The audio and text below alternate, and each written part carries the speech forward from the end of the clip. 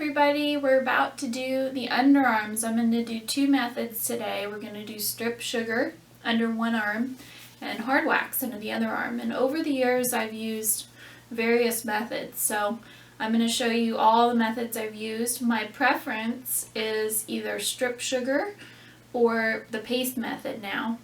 Alright, we'll see you in a minute. So we're going to do underarms today. I've had requests to show you. Sorry, this is shocking to your client.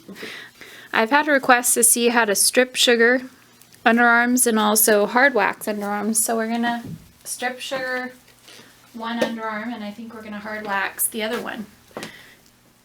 My preference a lot of times would be sugaring underarms. But some people are just strip waxing or hard waxing still. They're not doing sugaring yet. So we do both at my spa, and it's great to have options for your clients, although I would say most of our clients, after they learn about sugaring, they choose sugaring over all the other methods. But I was a little waxing queen for years. I was actually resistant to learning sugaring because I believed so much in waxing. So usually you need to do this in a couple sections. And I wouldn't spread this on this whole piece. I would do this in two. Oop, excuse me. Did I get your hand? So watch where your pull's going. I'm trying to stay out of the way of the camera here.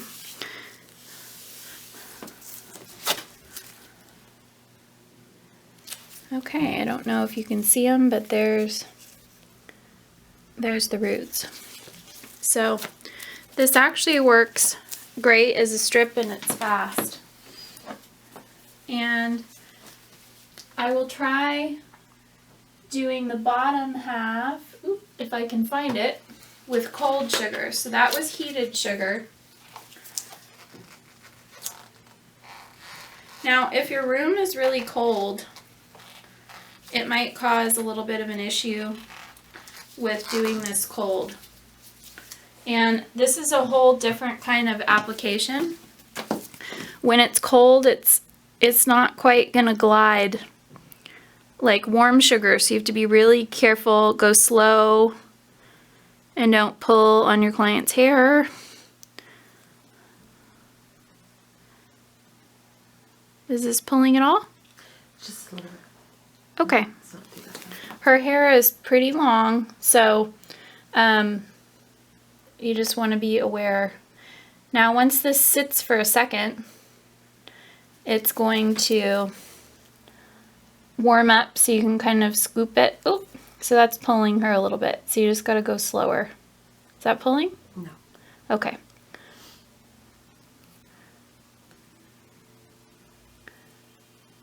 So this second half is a cold application of the soft. So this sugar is very flexible. You can heat it, you can apply it cold. The application cold is going to be a little trickier because depending on your room temp, the sugar is going to get stiffer and then warmer. So you may want to heat it just slightly if you're doing a lot of large body parts.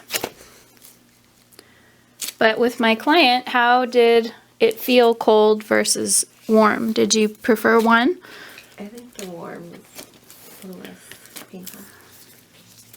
So maybe the application, because it pulled for a second. So you just want to check in with your clients and make sure you're doing the best job you can do for them. I would say using sugar as strip sugar, even though it can be applied cold, the room temperature is really going to change cold sugars, and this is like a big trend right now, and I see how thin you can get the sugar. So that's back to heated, and I kind of prefer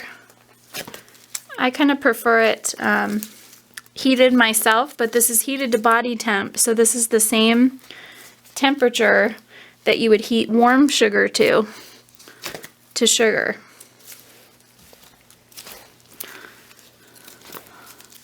But you can see, you know, this sugar causes a lot less irritation, and it's very gentle on the skin. So we're going to switch the camera in a second here to the other side. Let me clean off this underarm. I'm not going to put the balm on yet.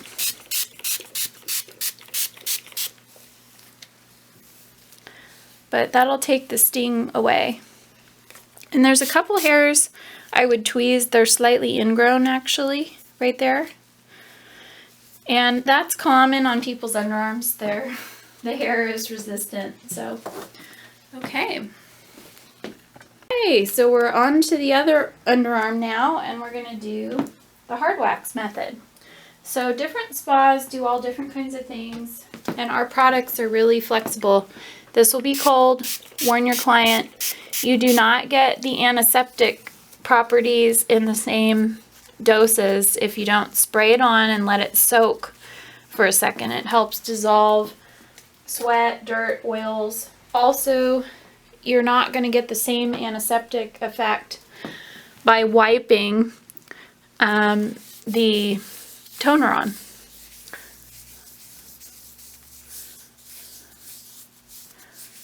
So I've switched to powdering with hard wax, but I used the Oil Love for years when I hard waxed.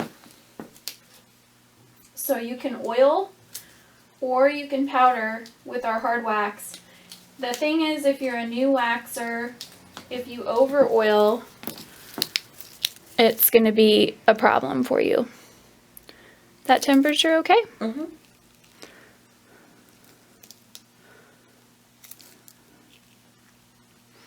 So you're going to do the same type of pattern. You're going to do one up like this and then do one down, and you want to make sure without pulling their hair you sweep the hard wax under their hair, and you can see I've built lips on all sides.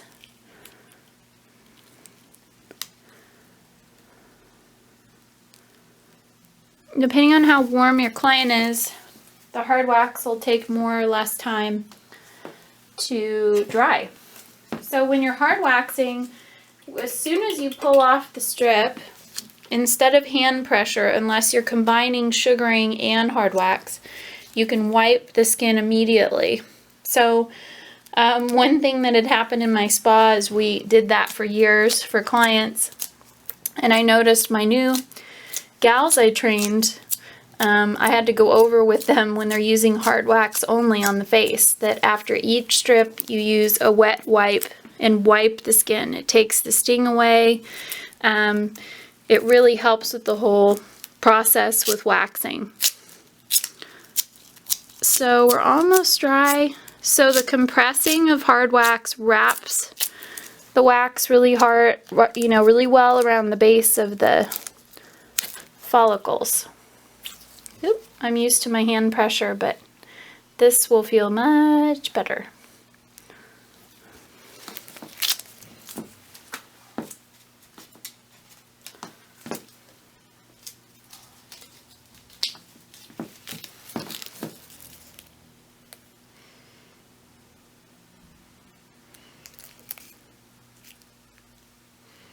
So another trick I use is I combine a little bit of hard wax and soft wax when I used to do hard wax for the underarms. I don't anymore. I typically use soft sugar, or I use the cold sugar paste method.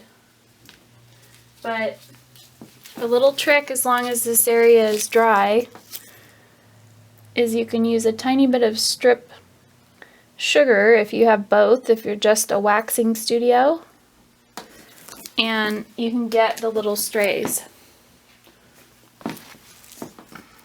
Or you can go back over with the hard wax. but when I used to wax and wax only, I used to take little pieces of strip wax and I would use those to help me get the little strays.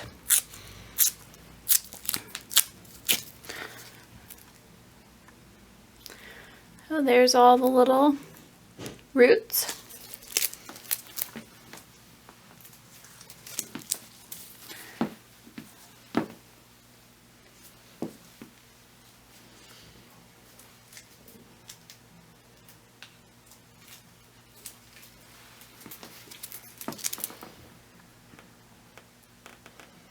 And my model, have you been scrubbing the underarms? I do. Okay, good. Like 3 times a week.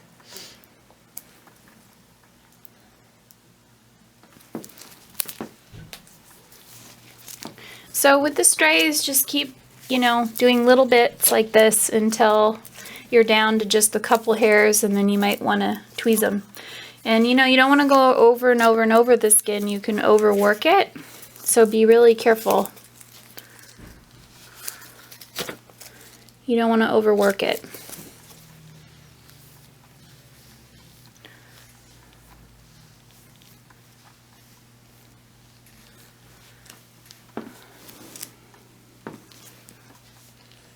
Alright, so then we would tweeze a little bit if needed. Some people you don't.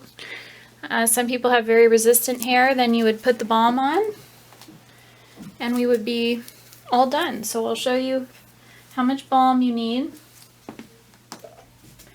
And when you've done both underarms, you can actually just reach across the body with your wipe and apply it to the other side, even though you guys can't see this part.